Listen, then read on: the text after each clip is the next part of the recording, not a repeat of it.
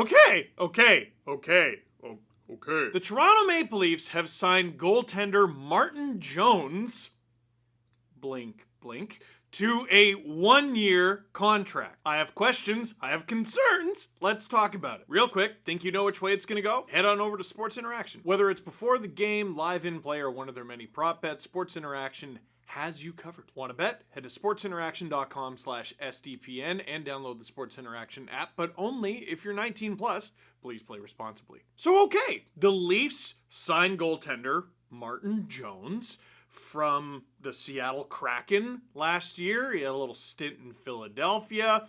Mostly, you would know him from his time with the San Jose Sharks, and he had a very successful start to his career with the LA Kings. I guess we'll start with, did the Leafs need to do this? The answer is yes. Oh, sorry. Did they need to do this specifically with Martin Jones? Well, that's up for debate. But did the Leafs need another goalie? Yeah, they did. They got Samsonov done. Good. They have Joseph Woll under contract. Good, but you need more than that. In fact, that was one of the first things that people pointed out in my mentions. Look at the Vegas Golden Knights. You could argue that they won the Stanley Cup with their third goalie, arguably even their fourth if you take into account Robin Leonard. The Leafs don't really have goaltending depth like that. They have a bunch of guys signed to NHL contracts, but that doesn't necessarily mean they're in North America, and that doesn't necessarily mean they're ready. Dennis Hildeby, he's only 21. I think he's playing in Sweden still. Vyacheslav Peksa, Artur Akhtimov, I think those are guys that could potentially hit. They're going back to Russia. All that leaves them with is Keith Petruzzelli, who only signed an NHL contract last year out of necessity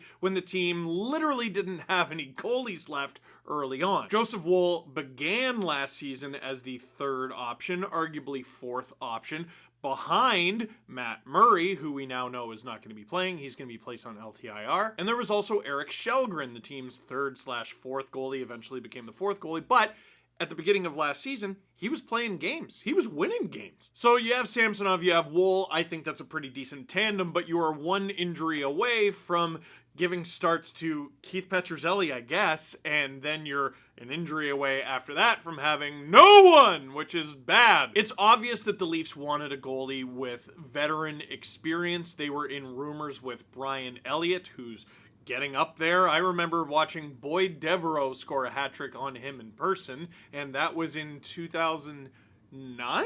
That was the game that gave the Leafs the 7th overall pick in 2009 instead of the 5th overall pick, so they got Nazem Kadri instead of Braden Shen. It ended up working out for the Avalanche. Pause for Drew's laughter. They opt to not go for Brian Elliott, and instead they go for Martin Jones. Now, unless the Leafs are planning on going ahead with 3 goalies on their team, which I doubt, this means one of Martin Jones and Joseph Woll is going to be placed on waivers. Placing Joseph Woll on waivers doesn't make any sense. You're talking about a quality young goaltender with upside in his mid-20s and a cheap cap hit getting placed on waivers. He is not making it through 31 other teams. Someone will claim him, and it will be a mistake. Which means the Leafs probably place Martin Jones on waivers. Scott Wheeler of The Athletic has this scenario. October 7th, final Leafs preseason game. October 8th,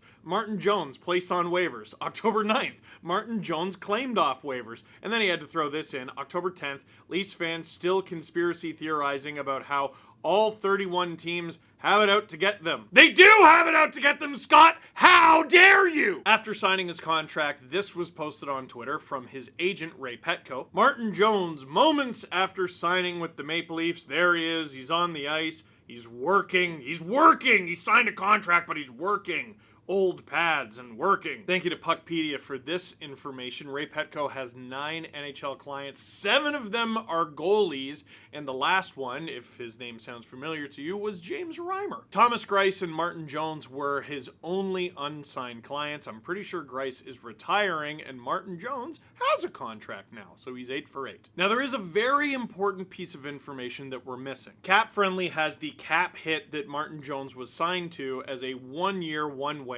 $875,000 contract. You know what? Now that I'm reading it, we actually do have the information. What I was thinking is, what is Martin Jones' minor league salary? If I'm not mistaken, because it's a one-way contract, whether Martin Jones plays for the Toronto Maple Leafs or the Toronto Marlies, he will be paid $875,000. $100,000. And if Martin Jones ends up playing in the American Hockey League next year, he'll actually be losing money every time he's called up to the NHL, because in the American Hockey League, you don't have to pay escrow. Here's a good thing with Martin Jones. You can argue that he is a huge part of why the Seattle Kraken did so well last year and made it to the Stanley Cup playoffs for the first time. Because, after all, Philip Grubauer with the Seattle Kraken, he's been pretty up and down in his time there. Martin Jones had a record of 27-13-3 last season. That is a spectacular record, and the Kraken do not make the playoffs without that record. The question is how much of that record had to do with Martin Jones' quality play. Because Martin Jones had an .887 save percentage, which is wild considering he had a record of 27-13-3. You're talking about a goalie who won nearly 30 games, the vast majority of his games, with one of the worst save percentages in the National Hockey League for a regular. Jones was a quality goaltender in the NHL for a long time. Began his career with a .934 in 19 games with the LA Kings. Wow, that's pretty good. Let's see if you can continue, kid. Next season, a .906 in 15 games. Okay, speed wobble. Then he gets it right back on track in a massive way with a .918 save percentage in 65 games, which was the beginning of a 3-year stretch of 65, 65, and 60 games with save percentages of .918, .912, and .915. That is not just a league average NHL goalie. That is not just a good NHL goalie. That is a spectacular NHL goalie. At that amount of games, that quality at save percentage, that's excellent. And I should mention that the beginning of that stretch, 65, 65, and 60, that's when he went to the San Jose Sharks. In the 18-19 season, everything goes south. He goes from a .915 save percentage in 60 games to an .896 in 62 games. That's right, in relatively recent memory, Martin Jones had 4 consecutive 60-plus game seasons. That just doesn't really happen unless you're Andrei Vasilevsky. Has he even done that? But again, not unlike last season with Seattle, a stellar record. 36, 19, and 5. The Sharks go all the way to the Western Conference Final. They take on the St. Louis Blues. They eventually fall to them. It's a tight series, though, and you go, ooh, Erik Karlsson just got to town. Is this where they eventually win a cup? No, it is not, because that was the beginning of a 3-year stretch. Each season for 3 straight years, he had an .896 save percentage, which is genuinely difficult to do. Those were the final 3 seasons that he had with the San Jose Sharks. His record did not improve, believe it or not. 17-21-2, 15-13-4. Then he goes to the Philadelphia Flyers for 1 season, and he finally gets back into the 900s with an exactly 900 save percentage. 12-18-3, and you look at that and you go, it's the Flyers. And then last season, again, an .887. While save percentages are going down league-wide, it's somewhere around .904, .902 league-wide. Like, .887 is bad. But once again, he has an incredible record with not an incredible save percentage, and it's not even the first time in his career that he did it. Again, I'm not going to over-evaluate the Leafs as a finished product because I just don't think Brad Treliving's done. I think the Erik Karlsson trade held up a lot of things, and then it finally happened, and you've seen moves pick up league-wide, and the Flames still haven't done anything, and the Leafs still need an answer with Nylander, and with Matthews, and etc. Ultimately, if this guy ends up being the starting goaltender, I think there are bigger problems at play. Either both Samsonov and Woll are very bad or very hurt, and neither of those options are good. As a third goalie, this is fine. This is fine. You could do worse than Martin Jones. He has an abundance of NHL experience. He's won an abundance of NHL games. Career record of .225, .163, and .35. Martin Jones has won well over 200 NHL games. And again, if a team wants to claim him off waivers, they're welcome to, but it's going to probably need to be a team in a certain financial standing, because when you send him down to the minors, he's going to be making nearly $900,000. That, or it's going to have to be a team that suffered injuries in the goaltending department heading into the season, and they just need a warm body. Either way, what's Brad Treliving going to do? I've always said the ideal third goalie is a young goalie who is waivers exempt who you can call up.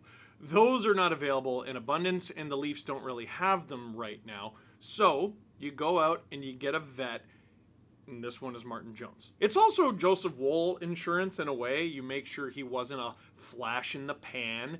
Ilya Samsonov ended last season injured. It's just depth. That's it. It's just depth. Depth that makes me very nervous, but depth. Depth. You need depth. I'm so nervous. It's fine. It's going to be fine. Oh no. Oh yeah. So what do you think? Leave a comment in the comment box down below. For now, that is it for this one. Thank you very much for watching. Click like if you like this video. Click subscribe if you really liked it. Tell your friends. I activated LinkedIn again for the first time in a long time because I'm doing the whole CEO thing. SDPN, if you want in on it, we're open for business. Looking for friends.